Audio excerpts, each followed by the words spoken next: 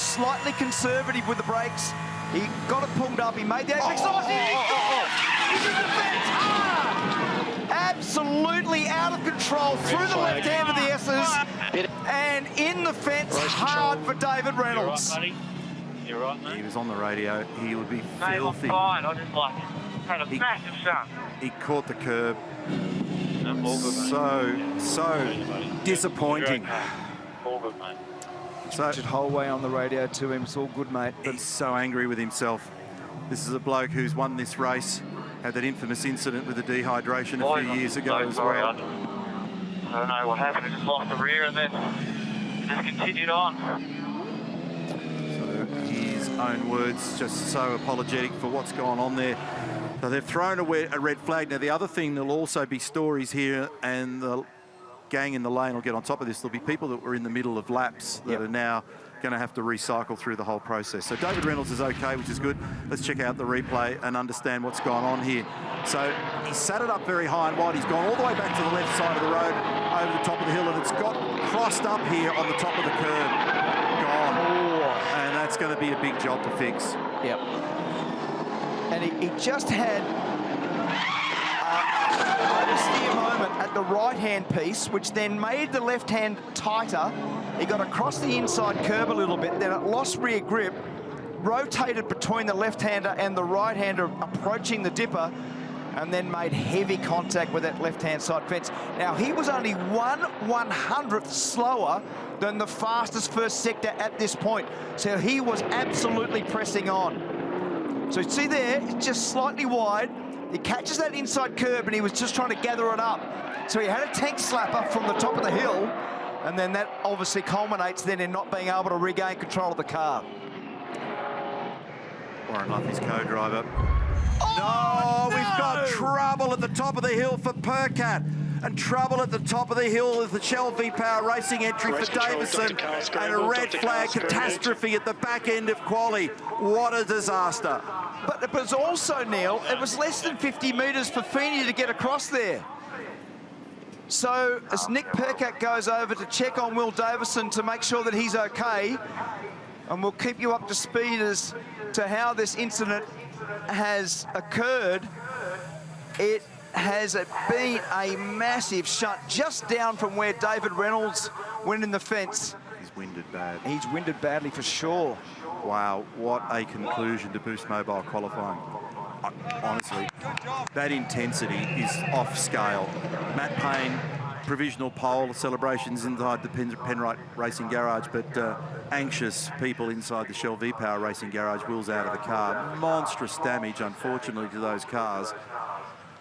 Oh my goodness. So the top 10, 0.3 of a second is the margin. The top 10 covered by 1/3 of a second. Golding didn't make it. Hill, Percat, Davison didn't make it. And let's have a look at this replay and understand what's going on here. My goodness.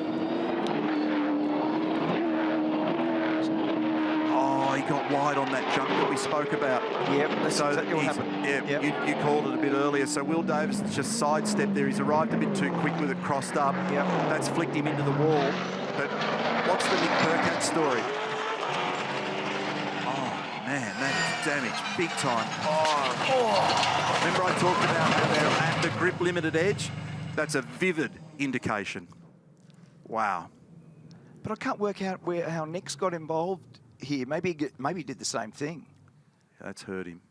It certainly has. Brad Jones just sneaking up under car 9, Mark Winterbottom. He's also under attack from the Orcon Ford as they pile down into Murray's corner. Oh, there's a locked up brake on the Orcon car, and he's going to go right off. Started way back for Jason Barguana. Oh, you can see he was in trouble 150 metres out of that turn. Looked like too much rearward brake, and he just could not get the thing pulled up in time. Just got by yourself, it's still a long way. He might have got in a bit deep. The other thing that happens here is that obviously as you burn fuel, you've also got to move your brake bias further to the front. And you've got to monitor it very carefully at Bathurst because, as I said before, in kilogram terms, the load over the back wheels of the car changes pretty quickly lap on lap. How do you monitor how much rearward or front brake bias? Is it just through feel, or is someone telling you in the pits where you should be doing it? Or straight out of the seat of the pants, Marco. Look at this. Seat of the pants on fire there at the moment for Barks. Oh, it just clipped the HRT car as well. Just clipped it. Rusty? Well, Matty, just listening to the radio here and a bit of frantic movement at the Holden Racing Team pit, it sounded as though Mark Scaife radioed in that the guard may be rubbing on the tyre. They are now in contact with him, trying to figure out how bad it is. Jeff Grech will often spend each lap as they come through Murray's corner and up pit straight. He'll walk straight out of the pit bunker and have a good close look firsthand at what the car is like. So, watching closely car one right now. Yeah, Rusty, we should get a good look as he comes through here. Now, watch the front right-hand side of car number one. You'll see some damage.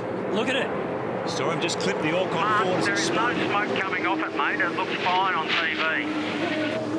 It's got a bit of damage, though, and that could affect, obviously, front downforce and brake ducting, perhaps. Bit of smoke there. This car, safety car. Track may be even blocked. Well, there you go. That's the word from pit lane. So they're telling Scaife that the track may be blocked. No. And that's why a 4-car pileup. It is blocked. It is seriously blocked. This is a race stoppage kind of blockage. Look at this. Scenes of yesteryear, This only is, a little further down the road. This is 1981 all over again, folks. One of the Shell Helix cars involved in there. The Orcon race is in there as well. Now, if they can move at least one of those cars, they'll be able to keep this field threading through it. Let's have a look at the replay. Look at him lining up behind him now. This is car 18, so Max Wilson going in. Behind him is the Orcon Falcon. They touch there. Jason Bargwanna side by side. They spin. That's not the end of it. Crunch. Oh, boy. Bargwanna involved in 2 incidents in the space of a lap. And that second one was a nasty one. Out of all this, the way the leaderboard looks at the moment, but it's a bit unreliable because people are still cycling in and out of the pits. But you got Murphy, Tander, Lowndes, Radisish, Ellery, Brad Jones up to 6th. Marcus Marshall now in the 16 car. Look at this. This is the car that was involved in the Bargwanna contact, spun off into the tyre wall. He copped a tap on the side from the Orcon car. Then he found the front of the wall, and the rear also hit when it spun around as well. David Brabham only been in the car just a couple of laps. Tell you what, he'll be grateful that tyre wall was there too, because if that was just exposed concrete, that thing would be a write-off.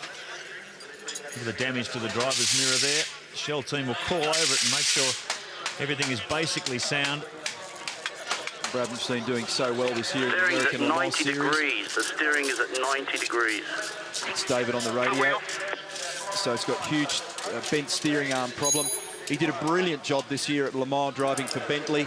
He said that car was just awesome. He's had a great season driving for Pro Drive in the Ferrari in the US. He's heading back to the US on Monday. Try and have another look at that incident at real-time speed. That's McPhillamy. This is the run to Skyline. Barks tries to go up the inside, doesn't get anywhere near close enough. Oh, dear. Now look at Brabham. Look at this. Into the tyre wall. If that didn't have any tyres there, man. What's that, 200 across there? 220 approach. Start to back down before you head towards the S's, and keep your eyes on Warren Luff, who goes digging around in the dirt to avoid it all. I think Jason must have thought that David was going to leave room down the inside and tried to stick it down there, but he didn't get far enough up as David Brabham came across. Contact, big disaster. David, we don't have a left rear on here yet. Why is that? 5 victories overall in season 2003, and that is car 33, Nathan Pretty and Alan Simonson. And that was either just coming in or has just gone out of the pit, because I heard Pretty talking. Look at the damage of that Keep an eye car. on the temperature. Full course yellows. Oh dear, and there's Jason Bright and Paul Wheel's entry. The Team Brock car is a wreck. Paul Wheel at the wheel. Okay, mate, you're going to have to come in this lap, mate. So big impact at the S's, obviously, and it's also involved car number 69 of Dillman and Jones. There's a heap of oil on the road there too. This is exiting the dipper. How many more victims of... Well, it'll go all the way back up, because you'll see somebody is speared through the dirt, exiting Skyline, dragged it all the way across. That's where we find car 33. Already had a major incident at exactly that part of the circuit. Jason Bargwanna and David Brabham earlier in the race. Man, he must have gone in there really heavy, because look at the damage at the front. Let's have a look. This is the Dorman entry. It goes on a bit of a dirt excursion, and now there's a of all the whole dirt. heap of rubbish left on the track. And whammo! Yeah, it's because he... And then crunch. Oh, car 50. Nowhere to go. How Dominoes. frustrating is that? How frustrating is that? Wouldn't have seen a thing, would he? No. Big cloud of dust. Happened so fast. With all that dirt and garbage all over the road, a bit like driving on ball bearings. And Paul Wheel, hapless victim in that. He had nowhere to go with the track block. Driver change, Kelly in, Scape out, car 1 in. 44-lap stint for Mark Scaife. Combination moving further and further up. Estimations on our pit smart telemetry. Nathan Pretty had no option there.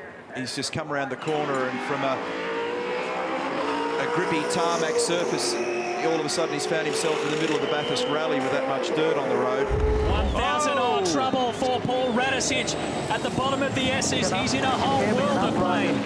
Will this be the safety car? Well, looks like there's damage on the front of that car. You can't quite see it from here, but I think he's got himself into a whole lot of trouble. There you are. Top of the mountain, and just the pedal went straight to the floor. The whatever front wheel just collapsed, and that was it. Well, he's claiming he ran out of brakes. The pedal went right to the Okay, floor. mate, we hear you loud and clear.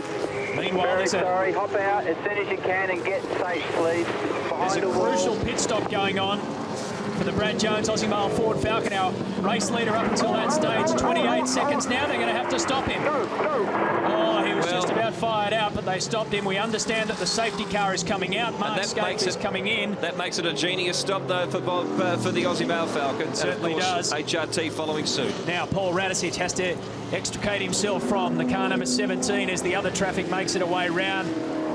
And that looks as though it's the end of the day, maybe, for the Shell Helix Ford Falcon. Oh, I'd say it is. If he gets out of the car, look at the amount of damage on the front of the car. Off to feed the horses again. Well, now let's have a look on the Nintendo replay. This might tell the story. Well, he said the pedal went straight to the floor, and he had nothing going on there. Straight into the tyre wall. It's great to see that they put those tyre barriers there, because that used to just be a plain concrete wall, and boy, it did some damage. And that fortunately buffered the speed and minimised the damage on the Shell Ford. But Radicic out of the car, and that is the end for Paul Radicic and Stephen Johnson at Bathurst 2002.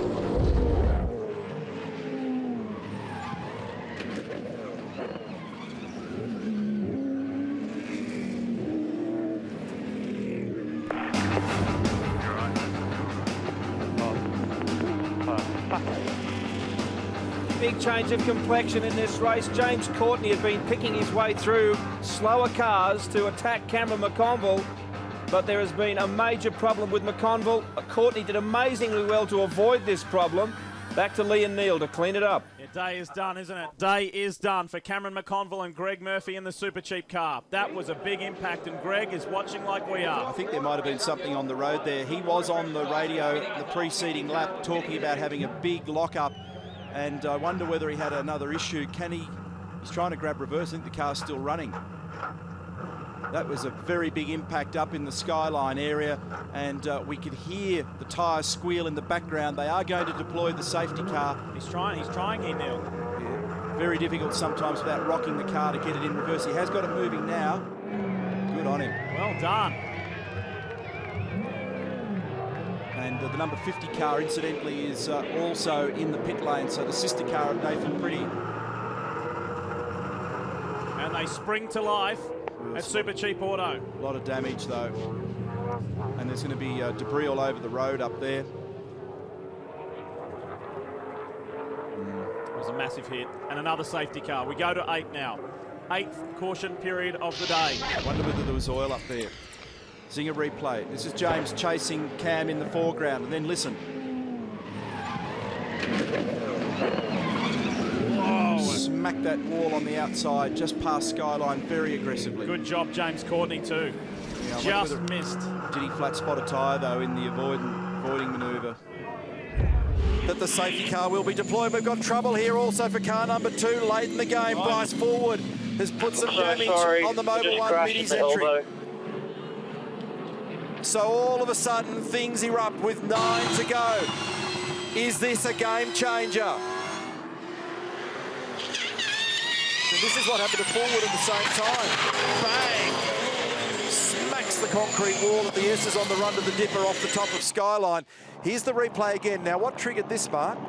I don't know. I was looking before. I couldn't. He's actually too wide, isn't he? He's made the turn at the S's too tight. and then he's popped off that inside curb. It's then grabbed the left-hand front wheel, locked the brake, and then can't steer it. So he's trying to modulate the brake pedal. He can't do it. It's now understeering directly into the fence, and he almost, well, he does. He actually misses slightly the right-hand fence, but now he can't get it turned at all, and he's going into the left-hand barrier. Right there. Oh, and that's really substantial damage late in the game. What a drama. Total ends of the track. So one's down at the chase, one's at the top of the hill, and you've got nothing to do with each other. And yeah, weird one. So just pinched the brake up there, and the minute those front tyres are not rotating, he can't steer the car. Bruce Stewart closest to camera, team owner Ryan Walkinshaw. Oh, more trouble. This will be another safety car. The Toyota Gazoo Racing S's on the run to the Dipper. And we're going to see another safety car. So it's the same old deal as we get later in the race. People get tired, mistakes are made. And when the field's bunched up after the safety car, there's typically more action. Jaden Ojeda in this car. He was in 17th position. So we're on lap 113. They'll get home. They'll get home with one stop. So they've got to pit. They've got to pit. So they all react. And this is where the strategy group are so good at what they do. They think on their feet. They know what they can and can't do. They thought about it. This is going to smash Whincup and Lowndes. They thought about it for the Kelly Grove car, but they left him out.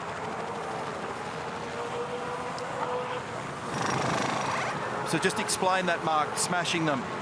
Yeah, it's going to hurt them. They're going to double stack, and they're basically they're going to be really hurt. Will Davison's going to be hurt also, but this is going to be the worst one. Yeah, so this is going to help Monster, because that'll take one Red Bull car out of the play. And I think he's got less fuel to put in, Mostert. He's got less fuel to put in. He's going to come out at the head of this queue. Less fuel than Waters. Where is he? I didn't see him go out.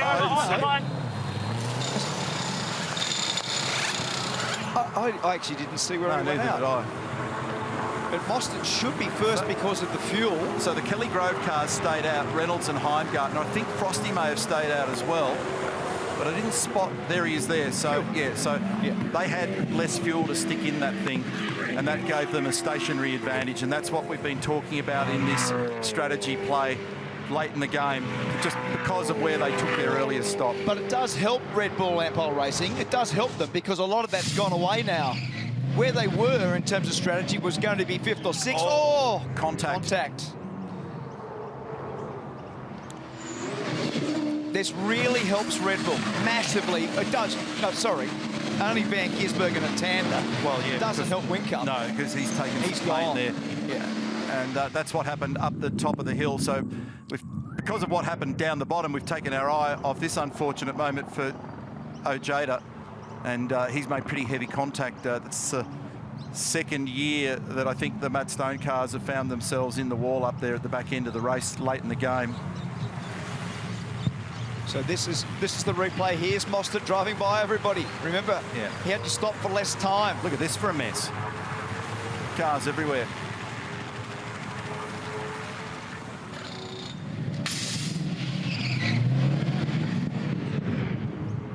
So one of the important things that happened, other than that contact getting out, and is that unsafe? I don't know how they're going to assess that one. It's Whincup and Davison, two really close mates, make contact in the fast lane. Brody Kostecki also got by Shane Van Gisbergen there. The Erebus car has come up into second. It's probably, could have hurt the geometry very slightly. Oh, big moment there. That was ugly for James Moffat. He was very lucky to recover that. You don't get away with that too often. Normally you go in the fence on the right, so he did a very good job to gather that up. Just for those who have been watching some of the liveries being announced throughout the week and seen that James Moffat will be sporting the true blue colours this weekend. That will be on Sunday. That's the reason why he's in car 17. But he remains in the Team Norton colours for today and tomorrow, and he is one lucky boy after that Great escape up the top.